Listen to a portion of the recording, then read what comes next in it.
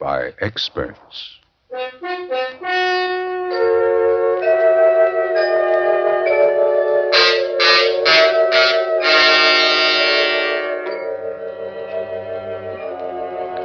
The Mutual Broadcasting System presents Murder by Experts, with your host and narrator, Mr. John Dickson Carr, world-famous mystery novelist and author of the recently published bestseller, The Life of Sir Arthur Conan Doyle. This is John Dickson Carr. Each week at this time, Murder by Experts brings you a story of crime and mystery which has been chosen for your approval by one of the world's leading detective writers. Those experts who are themselves masters of the art of murder and can hold tensity at its highest. This time, our guest expert is the noted mystery novelist, Kelly Roos. From the innumerable thrillers he has read and enjoyed, Mr. Roos has chosen a story by Robert Foster. To quote Mr. Roos, the story is a fascinating study of an ambitious and corrupt man venturing into the unknown and being caught in a whirlpool of violence and death. And now we present Carl Weber in Two Coffins to Fill.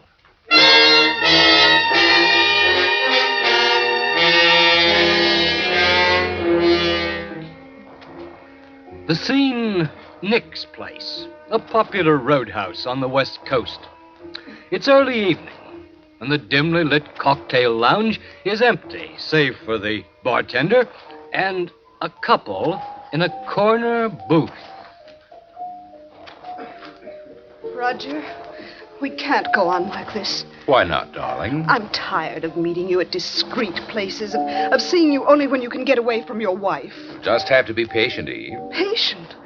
It's already a year. How long do you think I'll go on waiting for you? What would you have me do? Leave her. Forget about the money. We can get along. On what? Oh, no, Eve. What do you think you'll get from her? I have plans. It'll take time, but I'm very patient. Well, I'm not. I can't go on waiting, Roger. I won't. I'm sorry, Eve. Another drink? Nothing affects you, does it, Roger? War, famine, or love. You're a man with only one weakness, money. Why is it that women can never break off without creating a scene? Why, you arrogant... Oh, what a fool I've been.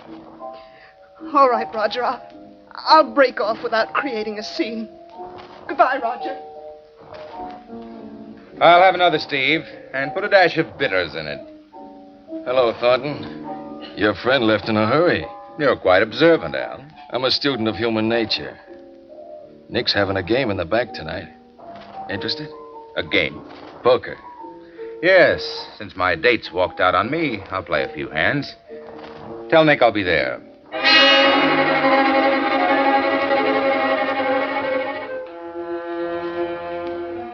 It's amazing how one small weakness can disrupt an otherwise orderly and well-thought-out plan. My wife, Frida's first husband, left her with a manufacturing plant and holdings amounting to something like $4 million. That's a comfortable sum of money. And I'm a man who likes comfort, or I wouldn't have married Frida. She was 40 and tired, and no bargain special in the marriage market. But I had plans. Plans that didn't include murder. Not then. I was a patient man. Patient until a weakness occurred, and I spent the night playing cards in a back room at Nick's place. That night cost me $30,000, all on my signature. Perhaps that's why Nick's gun-happy friend Al was so insistent a couple of weeks later. I was sitting at the bar in Nick's. Thornton. Yes? You busy? That depends. Nick wants to see you in his office. Wants to see me about what? I didn't ask him. Well, tell him I'll drop back after I finish this drink. Make it now. What? I said now, Thornton. All right. All right, let's have it your way.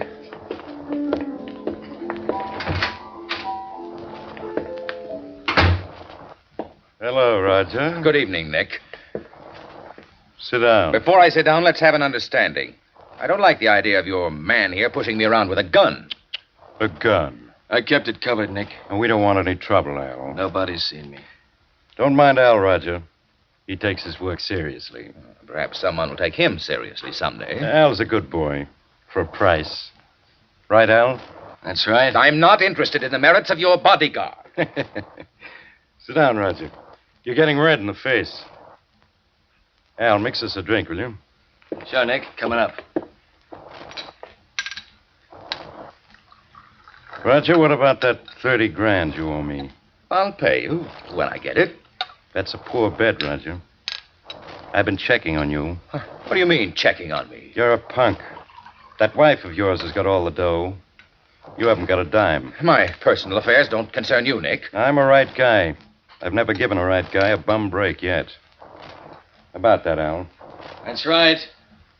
I'm a gambler, Roger. When I lose, I pay off. When I win, I aim to collect. Before you start laying down the law, Nick, that happens to be an uncollectible debt. Yeah, I got a lawyer, too. When you say uncollectible, Roger, you want to figure all the angles. What angles? Al, what do you figure this guy's worth? About 30 grand. Which way? Either way. What are you talking about? What do you mean, either way? Tell him, Al. Sitting up or lying down. Now, see here, Nick. I can see, Roger. And I want you to see me tomorrow. With 30 grand. I said I'd pay you. Tomorrow. I don't know if I can get it that soon. I don't like punks like you, Roger. You're crummy. With all that dough you're tied up to, you're still crummy. I'll do the best I can. When I said tomorrow, Roger, I wasn't kidding. Was I, Al? You sure wasn't, Nick. I didn't like Nick calling me crummy. Whatever I wasn't Nick's kind of tramp. I was furious with myself for becoming so stupidly involved with him in that card game. And Frida had me tied down as if I were a child, making me account for every nickel. If I'd had her then, I could have killed her. I'd have to have a talk with Frida. When I got home, she was in the library. You're late, Roger. I stopped for a drink. Won't you have your cocktails here at home? You said you were going to the doctor's. I did go. Well, I thought you'd be late. Well, not this late. Is this going to be another session, Frida? No, it's not going to be another session. Roger, we're growing apart, aren't we? Oh, for heaven's Now, sake. please, Roger. You'd stop treating me like a child. Do you know what someone called me today? Do you, Frida? No. Crummy. He called me crummy because I'm tied to your apron strings. Oh, now, How do you Roger. think I felt? Vice president. I signed my name to half a dozen letters, and that makes me a vice president. Oh, I'm sick of it. I'm sorry. You're sorry. Did you marry me so you could push a button and have me come running? Now, don't be absurd, Roger. Why am I? Put yourself in my place. I have put myself in your place. Tonight, while I was waiting for you. What do you mean, Frida? Well, I thought it'd be nice if we could spend the weekend at the lodge. The mountain. Yes, Roger. Why? Oh, we could talk things over. Oh, why can't we talk it over now? A weekend vacation together would be nice. No, then you didn't have anything to talk over. It's only a ruse to get me up to the lodge. No, it wasn't a ruse. You've been wanting to handle the advertising for the plant. I wanted to surprise you. You mean you're turning the advertising over to me? Yes, I'll control the whole department, everything? everything. Why, that's wonderful, darling. Of course it's a surprise, a charming surprise. Does it make you happy, Roger? Of course it does. Now I have something to do, or something I can sink my teeth into. Then will you go up to the lodge for the weekend? Well, why don't you run up by yourself this time, Frida? You need the rest, and I have something important to tend to. I wanted you to go. Of course you did, dear. But next time, Frida. Next time. I promise you.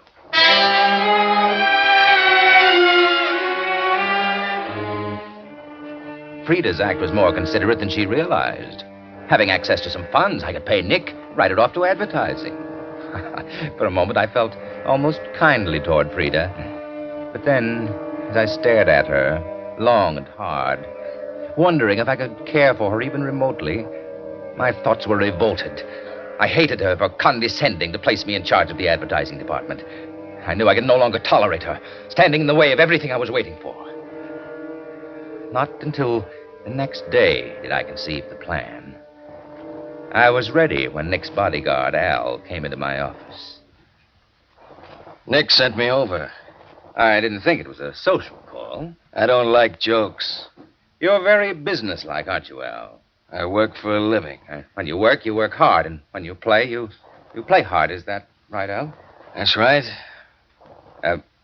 Could you use, say, 5,000 to play with? I don't like chiselers. Chiselers? You heard me. Oh, you think I'm trying to buy you off because of the money I owe Nick? What am I supposed to think? I see. Well, here's a check for Nick. What do you think now? 30 grand. How do I know this is good? You're smarter than that, Al. Okay. Okay, what's on? What's 5,000 worth to you, Al? Could be worth anything. Maybe. Maybe. Nick doesn't come in on this? No. This is just between us. How hard is it? It may be a bit difficult. For 10 grand, I might see you. 10,000. Is it yes or is it no? Well, I don't know yet, Al. I'll give you a ring tomorrow at Nick's. I have to make some arrangements.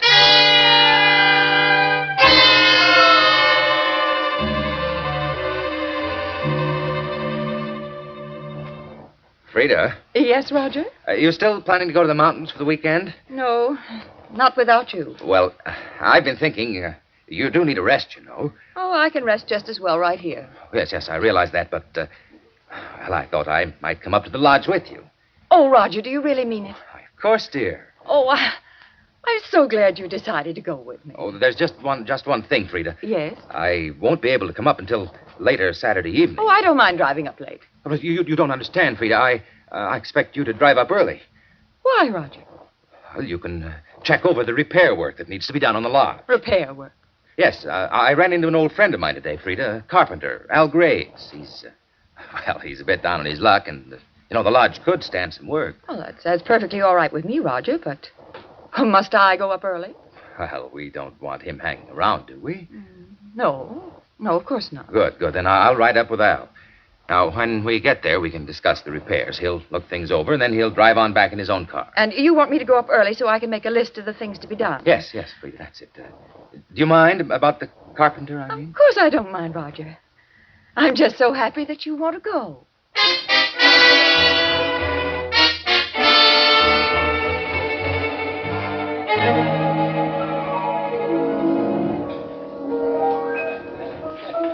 Thanks for the drink, Thornton.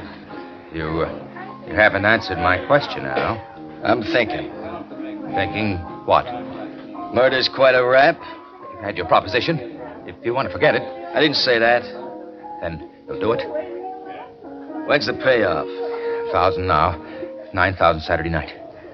You want it done about 9 o'clock? Just so it happens before I get there. And I get a ride back with you. Yes. Maybe you try to pull something like the cops. I couldn't risk bringing the police in. You're smart enough to know that. Smarter than you think, Thornton. All right, now it has to look like a struggle and a robbery. Leave that to me. Is everything okay with the wife for me to ride her up there? It will be.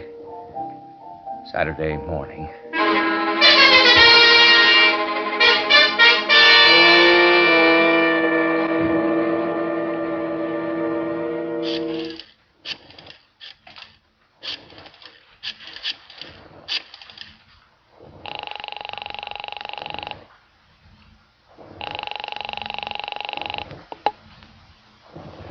The Thornton residence? Oh, Charles, this is Mr. Thornton. Oh, good morning, sir. May I speak to Mrs. Thornton? Very well, sir. She's right here, sir. Roger? Oh, I was afraid you might have left for the lodge already. No, not for an hour yet. Frida, I wonder if you'd mind doing something. What is it? Well, Al Graves, the carpenter who is going to drive me up, Yes? his car is broken down. It's in the garage. Would you mind terribly taking Al up with you? Oh, Roger, really, He could look over the repairs himself that way. Well, when will you come up? As soon as I'm finished working at the office, I'm working on the new advertising program. Well, I suppose I could have Richard take Al and myself up in the sedan. Oh, you don't have to bother Richard. Why not take your convertible? Oh, couldn't we have that carpenter come up some other time, Roger? All right. Let's just forget the whole thing, Frida. If you wish, you can go on up alone. Now, Roger, you know that... Now, things must always go your way. Well, you'll drive up in your car? Yes. Al can use it to return to town in. Well, all right. Where'll I pick him up? On the corner of Hawthorne and Orange.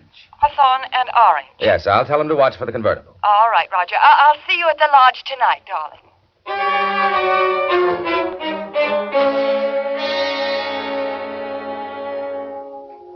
Things for the past few days had moved so amazingly fast and remarkably well that I had little time to reflect upon my emotions. Frida's surprising agreement to my wishes, I knew, was merely a new tack in her attempt to draw me closer to her. And yet, as I drove through the lane to the lodge in the evening, I had an unaccountable fear. The wind whined through the trees, and the eerie sound disturbed me. I parked the car and sat for a few moments watching the lights in the lodge. It was 10 o'clock. Al should have been finished long ago. I got out of the car, walked to the veranda, and opened the door. You finally got here. Yes. Well, how does it look? You satisfied? I said to make it look like a struggle. Well, don't it? I guess it's all right. Have you got the dough? Where is she? In the bedroom. Go in, take a look. Turn on the light. No. I can see. Satisfied, Thornton? She's partly under the bed. Yeah, she got scared. She tried to hide. I had to follow her. Shut the door. I said to shut the door. You're a funny guy. Why? You figure all this out and can't stomach your own stuff. Let's sit down and have a drink, huh? Sure. You got the dough? Yes, sure. There should be some glasses here. On that shelf. Oh, yes, I see. I'll fix the drinks. When I get that drink, we're gonna blow. Where's her car? Garage. Want to see it? No. Here you are. You need it worse than I do, Thornton. Where'll you go from here, Al? A trip, maybe. Well, you have nothing to worry about from me. That I know, Thornton. How was it done? Gun. Did you leave it? I'll get rid of it. Well, here's to you, Al. Yeah. All right, Thornton. Now let's have the dough. Certainly. I've got it right here. You know, I've been thinking about you, Thornton. I think Nick's right. You're crummy. Oh, now, you shouldn't feel that way, Al. If I had to do it over... You won't. Say, I'm sick. What'd you put in that drink? Why, nothing, Al. You double-crossing, I'll kill you, Al. Will you, Al?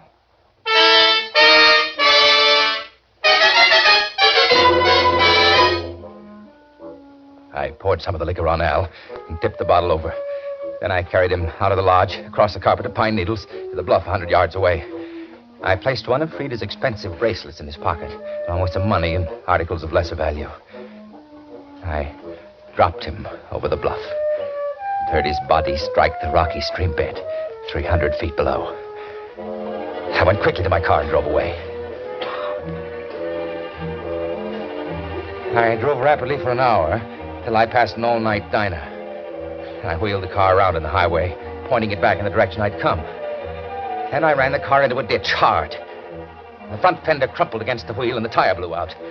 I couldn't have wished anything better. This was it, my alibi. I walked a mile up the road to the diner. As I opened the door, a car pulled up. When I entered the cafe, a girl got out of the car and followed me in. What'll it be, folks? Coffee, please. And you, mister? Coffee. Say, is there a tow truck around? Tow truck? I blew out a tire and went into the ditch about a mile down the road. And Jim Parson has a tow truck. But him and the missus went into L.A. Won't be back till Monday. Here you are, miss. Monday. Thanks. Wreck your car bad? Smashed the wheel. I don't have a spare. Oh, that's too bad. Going far? My lodge, about 50 miles up. The Thornton place. Roger Thornton. Maybe you know it. Thornton? No, can't say I do. My wife's there. But I'm sure she's all right. You don't stand much of a chance of getting a ride going that way this time of night. I suppose not. You can use a phone there, reverse the charges. No, the phone's disconnected up at the lodge. You might be able to hitch to L.A. Once in a while, there's a car going that way. Oh, that's an idea. Anything else for you, miss? No, thanks. How much? 10 cents. Thank you. Good night. Good night. I reckon the young lady didn't want a passenger. Yeah, so it seems. Say, I think I will use your phone. Help yourself.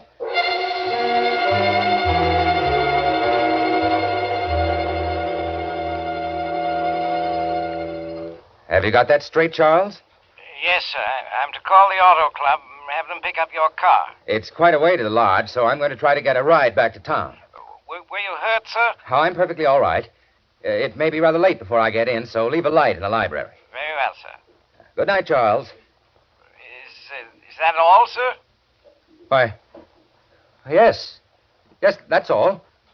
Very well, sir. Thank you for the use of the phone. No, that's okay, mister. Could you use a drink? I ain't never been known to turn one down. I got a bottle in my car. Oh, that's quite a walk. It's nice out, and I could use a drink myself. Suit yourself. You don't mind if I sit around after I get back? Maybe I can pick up a ride. Glad to have you. I'm open all night. Good. I'll be right back. Mister? What? Oh, yes? Did you say you wanted a ride to L.A.? Why, yes, if you're going that way. Hop in. Well, thank you very much. I would have asked you in there, but I didn't want to give the counterman the wrong idea, Mr. Thornton. How did you know my name? You told the counterman. Oh, of course. I was just going to get a bottle out of my car. I already got it. You got it? Sure. Nice car, thirsty girl. I had a hunch. How long were you at the car? Long enough to find the bottle and see your name on the steering post. I thought you heard me tell the counterman. I did. So then I knew you was a gentleman. Have you drunk much of that bottle? Enough. Hey, you shouldn't be driving if you've been drinking too much. Scared? Oh, no, it's for your own good. I'm celebrating. You might have waited till you got in Los Angeles. Mr. Thornton, Yes? why'd you turn your car around and run it into that ditch? What? I know all about you, Mr. Thornton. Who are you? What's your name? Della? Ella what? Just Della. Look out! You nearly turned us over. Either stop this car and let me drive, or... Or what, Mr. Thornton? Stop this car. When we get to Nick's. Did you say Nick's? I'm Al's girlfriend. No. Didn't you think Al could have a girlfriend? Why did you pick me up? Because I'm not half as tight as you think I am. Well, then, what do you want? Al was a punk, a nice punk, but punks come cheap, Mr. Thornton. I want that $9,000. Do you think I'd carry that kind of money around? And did you think Al was stupid enough not to have somebody cover him at the lodge? You were there? You saw? Yes, I was there, and I saw. You're a very brave girl, Della. Threatening me. I don't scare easy. I know your kind. Do you? This is a gun, Mr. Thornton. I'm not afraid to use it. You're a very stupid child. If you try anything, I'll wreck this car. Watch that curve. I'll take that gun. Oh, Now, stop that car or I'll kill you. no, you won't. I'll hold that wheel. Let go. Let go of me. Let go. We're stopping right here. All right. Now, get out of the car. Get out. I'm willing to talk to you. Get out. My arm. Ow. Now, down this ravine. I was only kidding you. I wanted to scare you. I didn't mean it. Must I force you? I won't tell nobody. You're my only witness. My only witness. Please, let me tell you. Let me talk to you. This will do. Wait. You've got to let me explain it.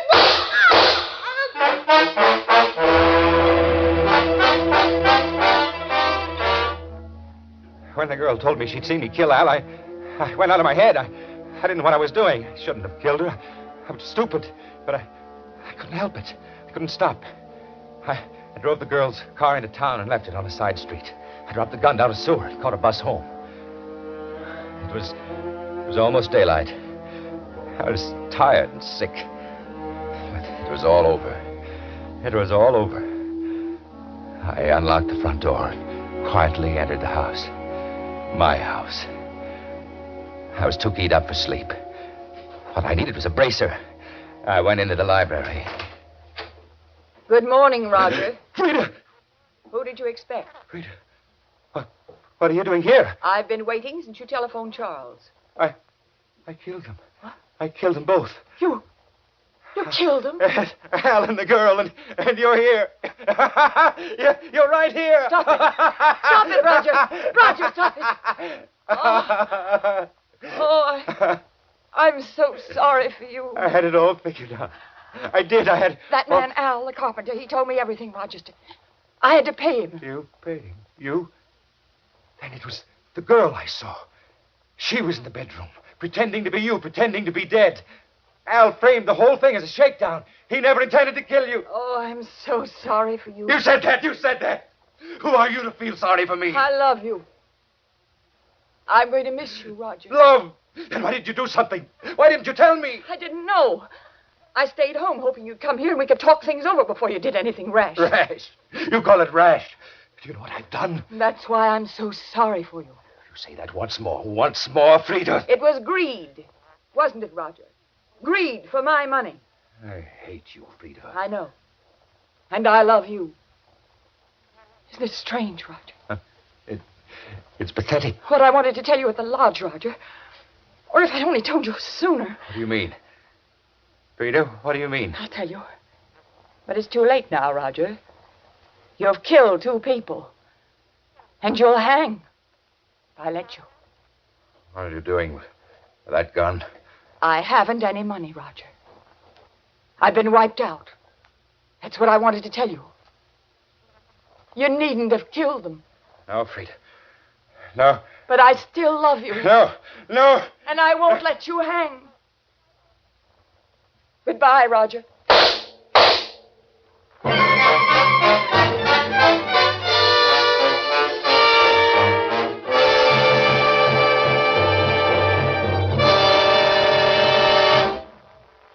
And so the curtain falls on 2 coffins to fill, which was chosen by guest expert Kelly Roos, whose latest mystery is Murder in Any Language.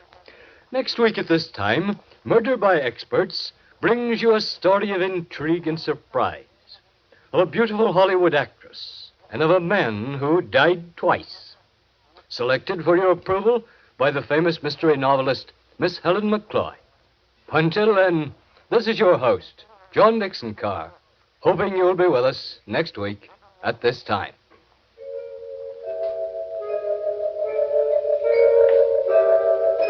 In the cast of 2 Coffins to Fill, which was written by Robert Foster, were Carl Weber, Eleanor Phelps, Jimmy Stevens, Miriam Wolfe, and Maurice Tarplin.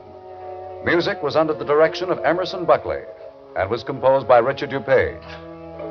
Murder by Experts is produced and directed by Robert A. Arthur and David Kogan. All characters in our story were fictitious, and any resemblance to the names of actual persons was purely coincidental. This is Phil Tonkin speaking.